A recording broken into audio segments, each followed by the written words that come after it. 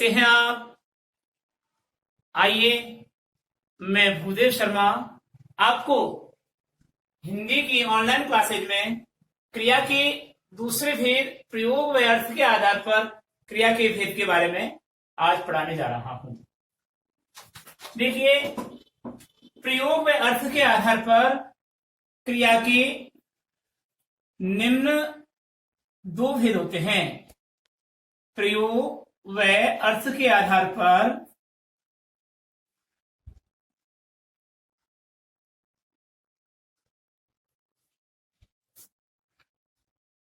क्रिया के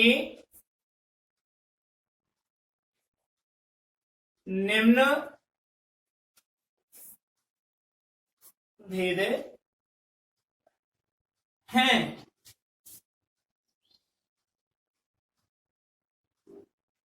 नंबर 1, प्रेरणार्थक क्रिया।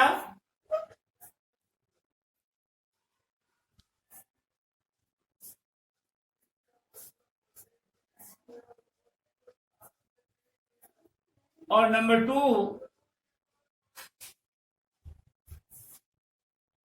दूसरा है पूर्वकालिक क्रिया।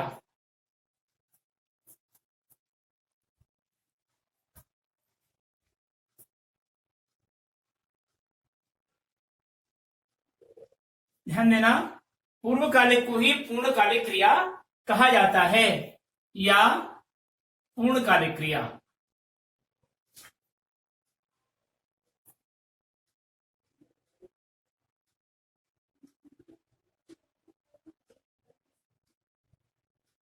पूर्वकालिक या पूर्णकालिक क्रिया। तो देखिए, प्रेरणार्थक क्रिया के बारे में पढ़ेंगे अपन। अब नंबर 1 डालेंगे और प्रेरणार्थक क्रिया।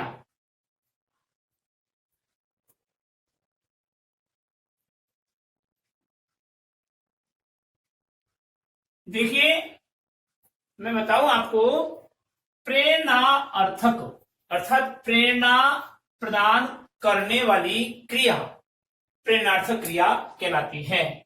यानी प्रेरणा कर्ता जिस वाक्य में कर्ता स्वयं क्रिया न करके दूसरों से कराने के लिए प्रेरित करता है, उसे प्रेरणार्थक क्रिया कहते हैं। क्या मतलब? जिस वाक्य में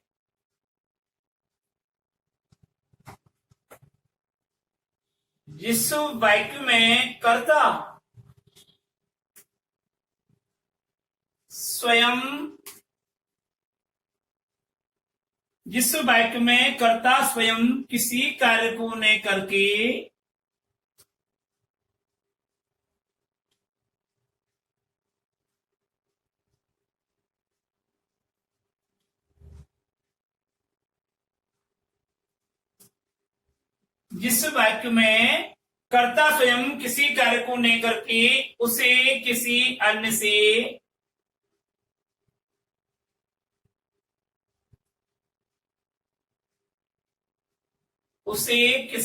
अन्य से करवाने के लिए प्रेरित करता है।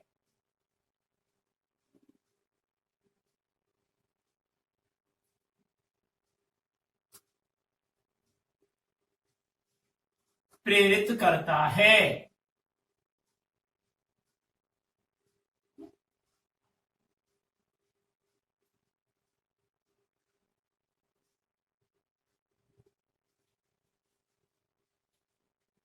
उसे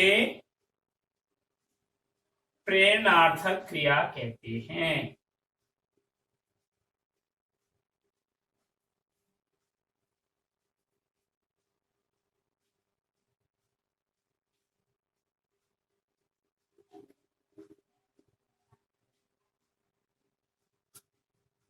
ध्यान दीजिए, कर्ता ने कार्य को स्वयं नहीं किया, अपितु उसने किसी अन्य से उस कार्य को करने के लिए प्रेरित किया उसको, अर्थात उसको प्रेरणा दी कि ये कार्य करिए, तो उसे प्रेरणार्थक क्रिया कहते हैं। कहने का मतलब ये हुआ, अर्थात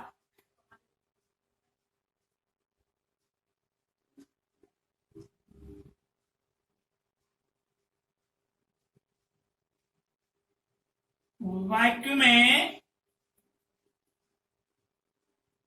जब कर्ता वाक्य में जब कर्ता स्वयं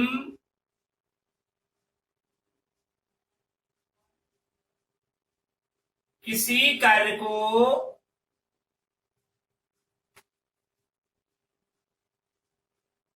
न करके उसे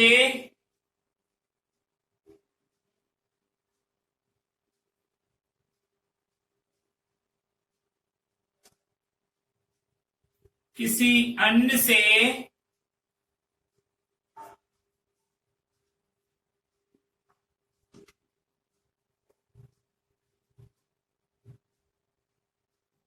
कराने के लिए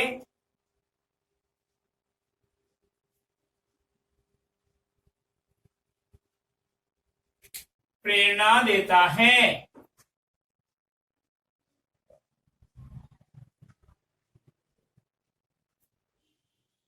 इस प्रक्रिया में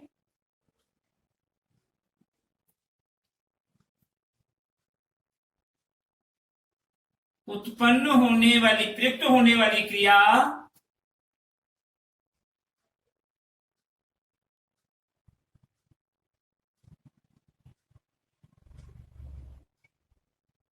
होने वाली क्रिया इस प्रक्रिया में प्रयुक्त होने वाली क्रिया प्रेरणार्थक क्रिया कहलाती है। बात दोनों एक ही है, ऊपर की लैंग्वेज भी और ये भी अर्थात करने के बाद भी क्रिया कहलाती है। ये दिखाई दे रहा है क्या? ये अक्षर आपको दिखाई दे रहा है? ठीक है। वाक्य में जब कर्ता स्वयं किसी कार्य को न करके उसे किसी अन्य से कराने के लिए प्रेरणा देता है। राम ने सोहन से पाठ पढ़वाया, प्रेरित कर रहा है उसको पढ़ाने के लिए, पढ़वाने के लिए। तो इस प्रक्रिया में प्रयुक्त होने वाली क्रिया प्रेरणार्थक क्रिया कहलाती है। ठीक है, उदाहरण देखिए। एग्जाम्पल, अध्यापक ने छात्र से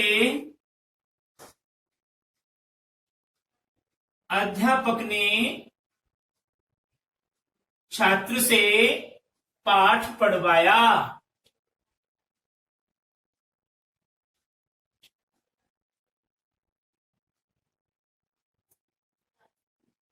अध्यापक ने छात्र से पाठ पढ़वाया। अधिकारी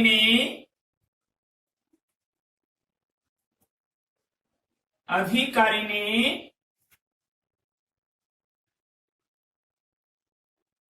बाबू से पत्र लिखवाया।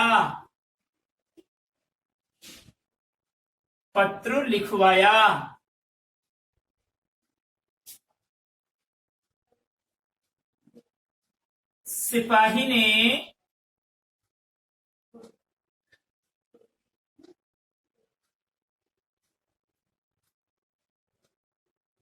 चोर से चोरी करवाई।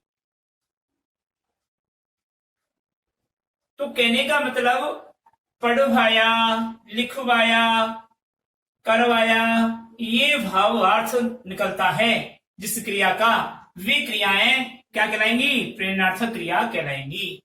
कहने का तात्पर्य ये हुआ कि कर्ता द्वारा स्वयं कार्य न करके किसी दूसरे को कार्य करने के लिए प्रेरित किया जाता है, उकसाया जाता है।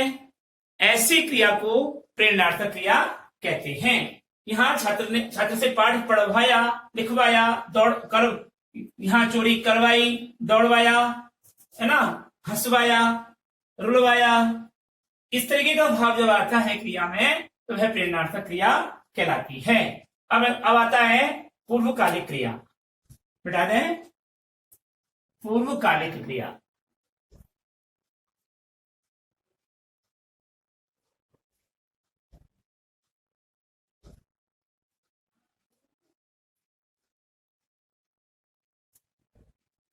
देखिए,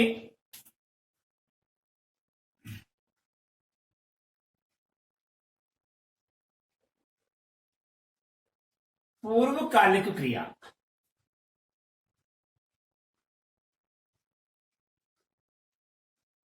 इसको दूसरे रूप में पूर्णकालिक भी कहते हैं। क्या कहते हैं? पूर्णकालिक भी कहते हैं। पूर्णकालिक क्रिया।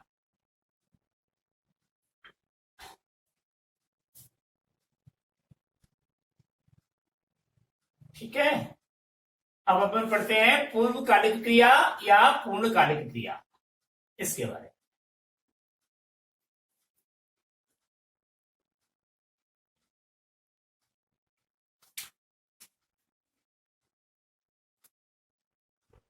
जब कर्ता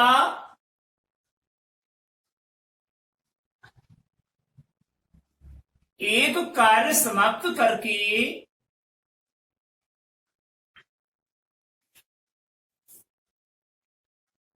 जब कर्ता एक कार्य समाप्त करके दूसरा कार्य संपन्न करता है,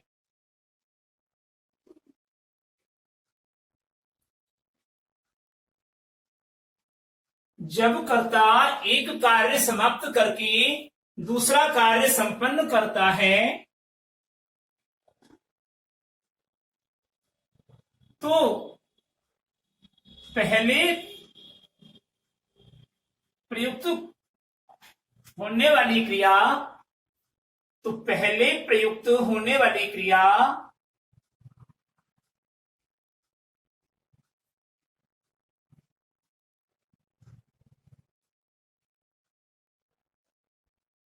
होने वाली क्रिया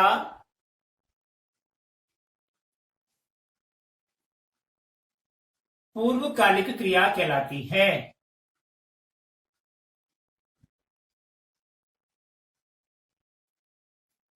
पूर्वकालिक क्रिया कहलाती है।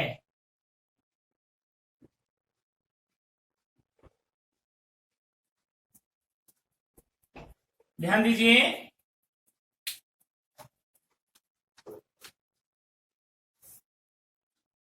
जब कर्ता एक कार्य समाप्त करके दूसरा कार्य संपन्न करता है,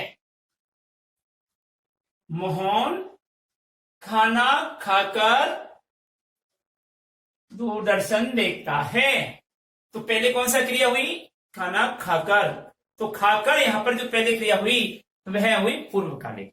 टेलीविजन देखना, दूरदर्शन बाद में देखना है, तो दूसरी क्रिया बाद में संपन्न हुई, इसलिए जो दूसरा कार्य जो हुआ है वह पूर्वकालिक में नहीं होएगा, वह आएगा जब कर्ता एक कार्य समाप्त करके दूसरा कार्य संपन्न करता है, तो पहले प्रयुक्त होने वाली क्रिया पूर्वकालिक क्रिया कहलाती है। पूर्वकालिक क्रिया को ही पूर्णकालिक क्रिया कहा जाता है।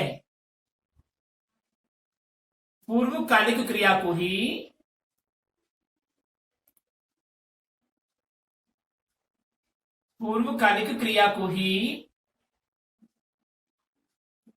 पूर्णकालिक क्रिया कहा जाता है। पूर्णकालिक क्रिया कहा जाता है।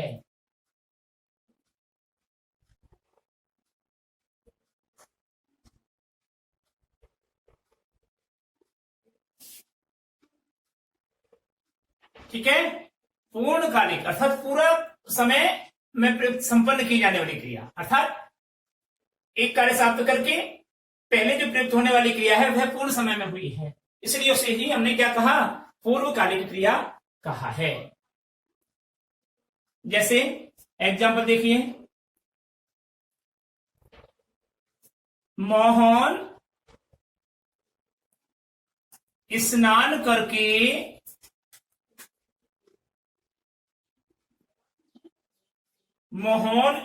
करके भोजन करता है।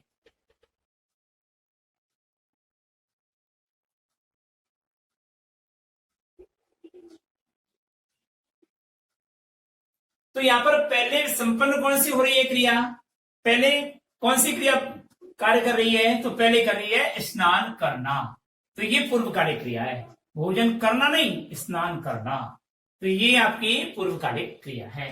दूसरा उदाहरण देखिए, राधा कुछ खाकर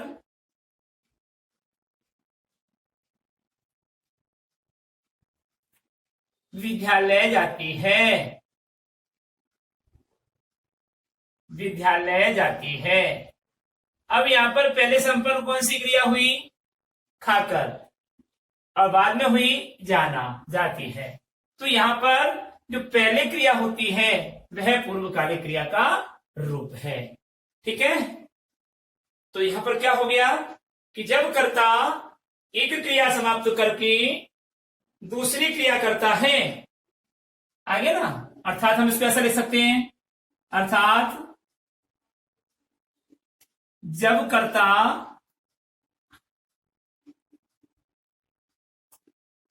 एक क्रिया समाप्त करके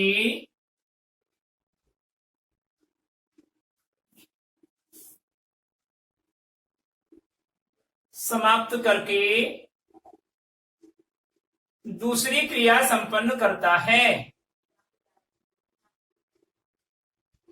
दूसरी क्रिया संपन्न करता है,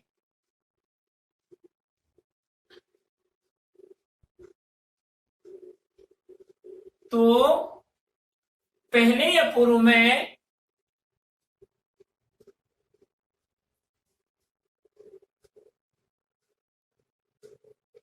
पहले या पूर्व में संपन्न होने वाली क्रिया पूर्वकालिक क्रिया कहलाती है। संपन्न होने वाली क्रिया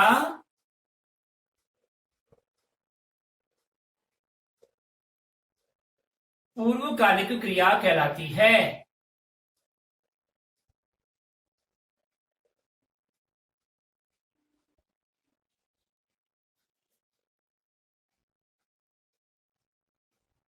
ठीक है, इन्वर्टेड कॉमास क्लोज, यहां से इन्वर्टेड शुरू हुआ था। इस प्रकार से ये पूर्वकालिक या पूर्णकालिक क्रिया समाप्त हुई, और अब प्रयोग और अर्थ के आधार पर क्रिया समाप्त होने के बाद अब हमारा तीसरा रूप चलता है काल के आधार पर क्रिया का भेद। चौथा रूप चलता है काल के आधार पर क्रिया का भेद। ठीक है,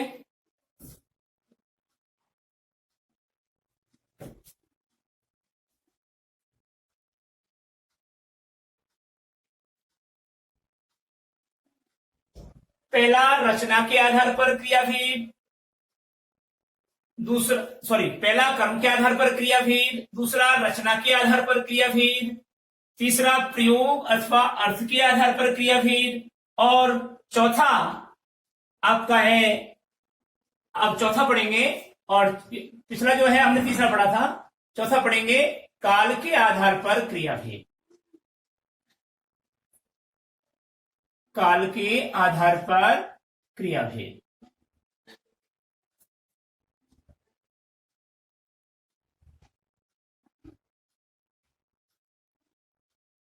काल के आधार पर क्रियाभेद कौन से हैं? देखिए जी, आप सब जानते हैं काल यानी टेंस, और आपने सब ने पढ़ा है काल के आधार पर क्रिया के निम्न तीन भेद होते हैं।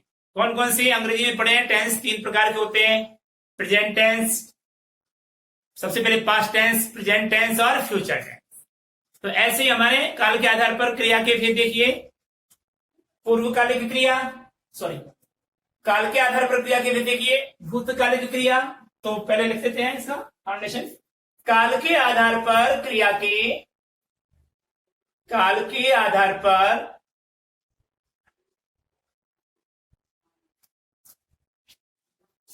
के निम्न तीन भेद होते हैं।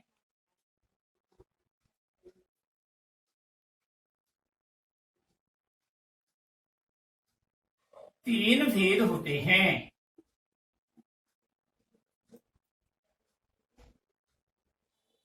तो देखिए,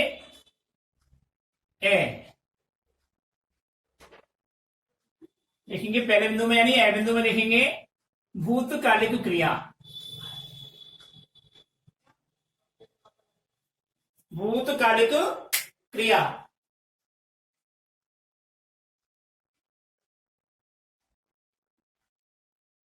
वह वर्तमान कालिक क्रिया,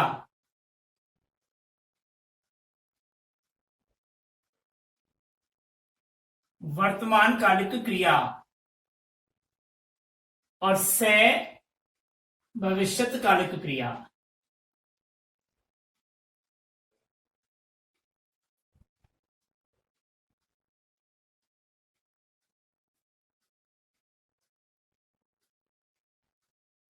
जैसा कि नाम से पता चलता है कि भूतकाल में प्रयुक्त होने वाली क्रिया भूतकालिक क्रिया, अर्थात भूतकाल का बोध कराने वाली क्रिया भूतकालिक क्रिया, वाक्य में वर्तमान काल का बोध कराने वाली क्रिया वर्तमान कालिक क्रिया, और वाक्य में भूतकाल का बोध कराने वाली यानी बीते हुए समय का बोध कराने वाली क्रिया है भूतकालिक क्रिया।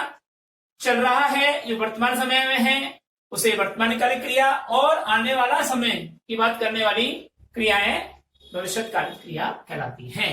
तो पहले बिंदु पर पढ़ेंगे हम भूतकालिक क्रिया।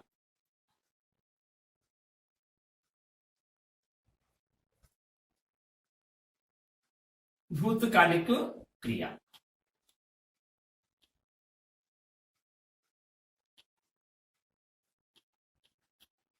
क्रिया का वह स्वरूप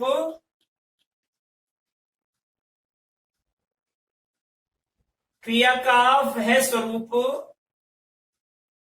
जिसके द्वारा क्रिया का वह स्वरूप जिसके द्वारा बीते हुए समय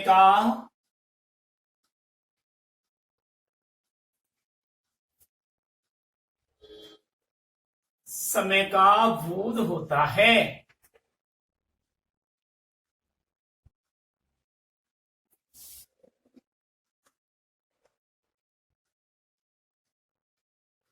उसे भूतकालिक क्रिया कहते हैं।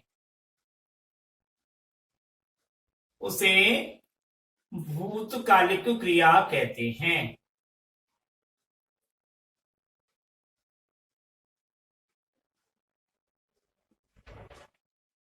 क्रिया का वह स्वरूप जिसके द्वारा बीते हुए समय का बोध होता है। वाक्य में बीते हुए समय का ज्ञान कराने वाली क्रिया भूतकालिक क्रिया कहलाती है। अर्थात हम इसको ऐसे भी लिख सकते हैं,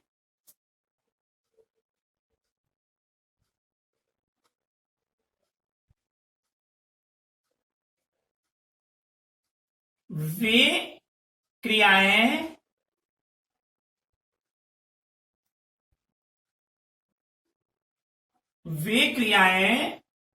जो किसी वाक्य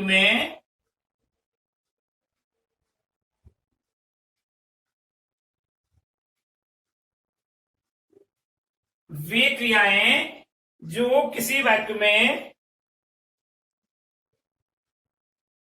बीते हुए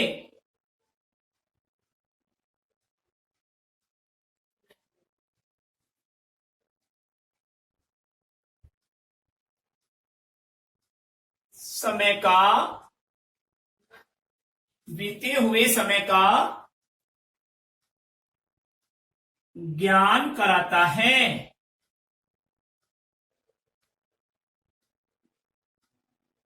या बोध कराता है।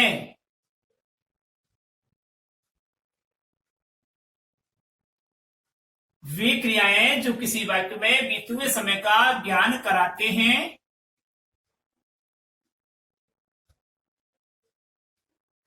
या बोध कराती हैं, उन्हें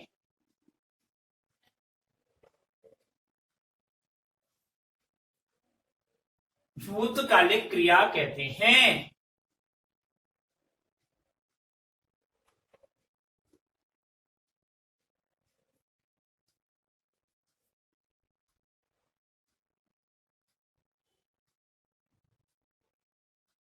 भूतकालिक क्रिया कहते हैं। जैसे एग्जाम्पल देखिए,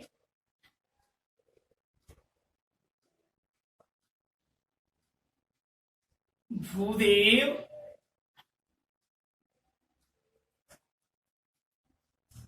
हिंदी पढ़ा रहा था।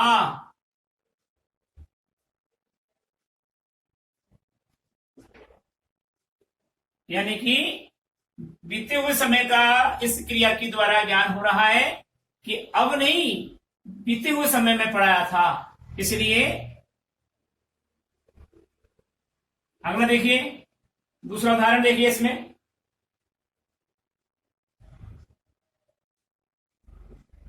अभिमन्यु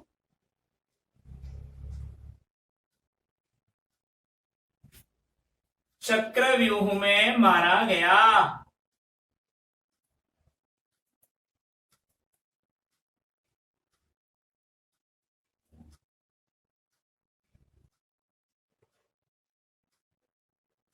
ये क्रिया बीते हुए समय की ज्ञान करा रही है, बीते हुए समय को बता रहा है। इसलिए ये क्रिया पर कौन सा हुआ? भूतकालिक क्रिया का। अभिमन्यु चक्रव्यूह में मारा गया, ये था ना।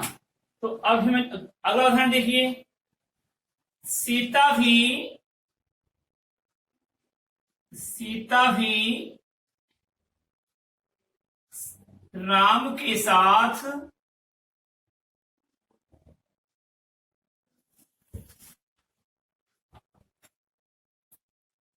वन को गई।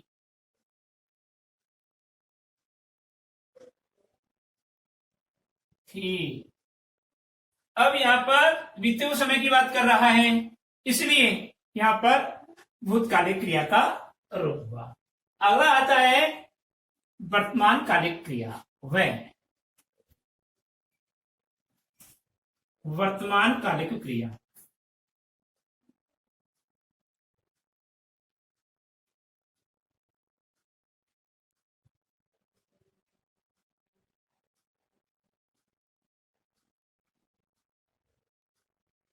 वर्तमान कालिक क्रिया में देखिए,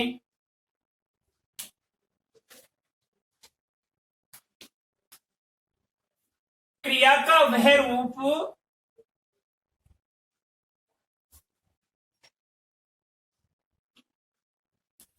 क्रिया का वह रूप जिसके द्वारा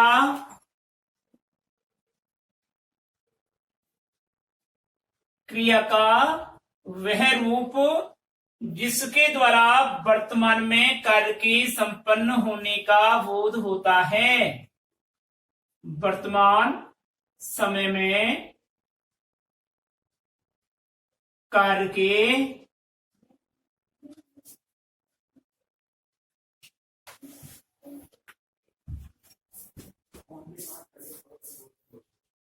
संपन्न होने का बोध होता है।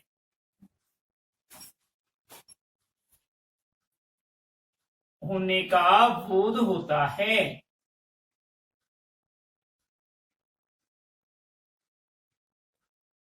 कोमा उन्हें क्या कहते हैं? वर्तमान कालिक क्रिया कहते हैं। वर्तमान कालिक क्रिया कहते हैं।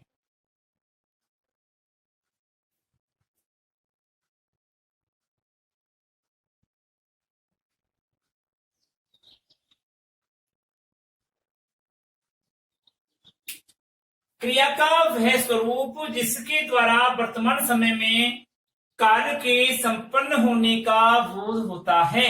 कौन से समय में? वर्तमान समय में। उस क्रिया को वर्तमान कालिक क्रिया कहते हैं। उदाहरण देखिए,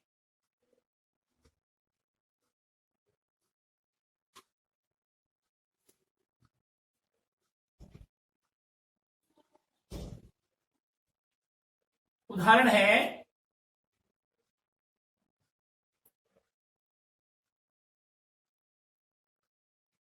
पलक गाना गा रही है।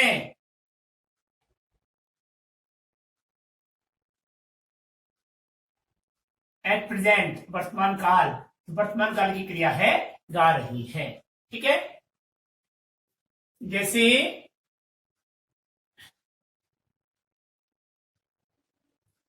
वर्षा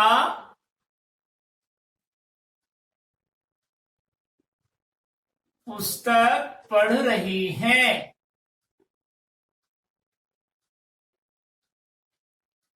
पढ़ रही है। हिमांशु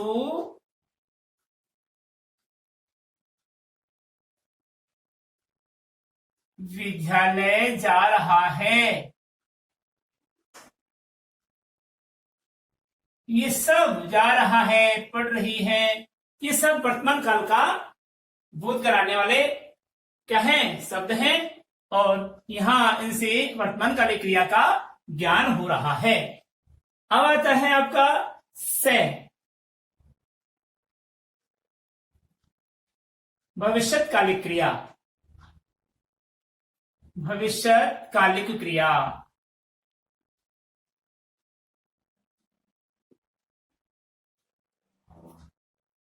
भविष्यकालिक क्रिया में देखिए आप, क्रिया का वह स्वरूप, क्रिया का वह स्वरूप जिसके द्वारा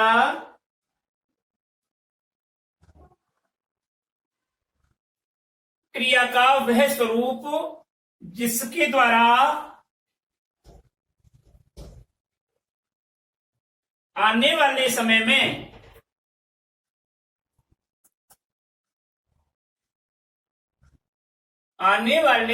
में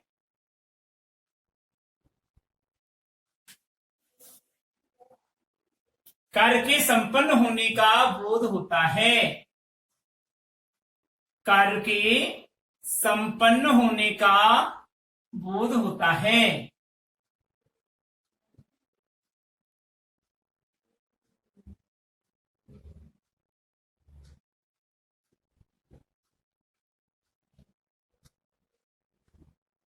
उसे भविष्यकालिक क्रिया कहते हैं।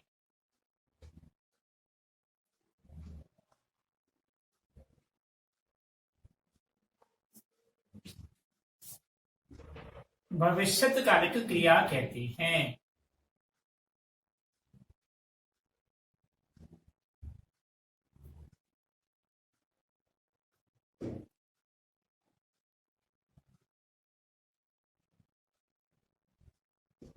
क्या समझिए, ध्यान से देखिए। क्रिया का वह स्वरूप जिसके द्वारा आने वाले समय में कार्य के संपन्न होने का बोध होता है, उस क्रिया को भविष्यकालिक क्रिया कहते हैं। जैसे उदाहरण दीजिए, सलीम फुटबॉल खेल रहा है। सलीम फुटबॉल खेल रहा है।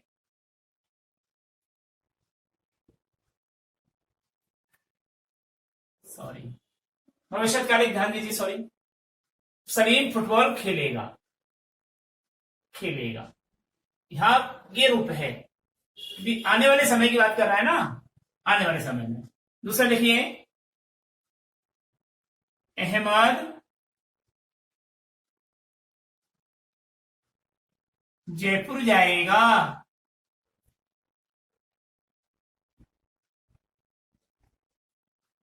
ये रूप क्रिया के आने वाले समय का द्योतक है, आने वाले समय का ज्ञान करा रहे हैं, अतः यह भविष्यकाल की क्रिया है। इस प्रकार हमारे क्रिया का ये रूप आज पूरा हुआ। मतलब किसके आधार पर? काल के आधार पर क्रिया के भेद संपन्न हुए। तो क्रिया का ये चैप्टर हमारा यहां तक पूरा हुआ। अब हम पढ़ते हैं अगले लेसन में, हम पढ़ेंगे क्रिया पद का पद परिचय करते समय किन किन बातों का ध्यान रखना चाहिए। अगले लेसन में क्या पढ़ेंगे? क्रिया पद का पद परिचय करते समय किन किन बातों का ध्यान रखना चाहिए। तब तक के लिए हम विदा लेते हैं। नमस्कार।